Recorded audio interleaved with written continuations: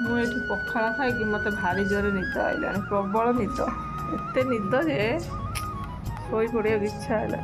बसी जाइए पूरा सुंदर कि आसन पकईकि खंडे खंडे खाता और पेन धरी बसी जाइए जे आमको चित्र काटी दियो। सी कौच मोर हाथी मोर घोड़ा काटी दियो, सी कौच मोर गाई मोर छेली काटी दियो।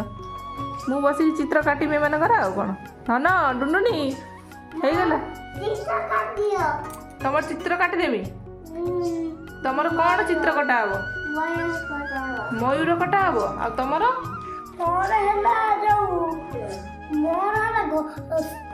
पंजुरी भीतर दीटा साड़ी पंजुरी भितर दीटा शाढ़ी तेणिकी माँ को चित्र न आसिले गला।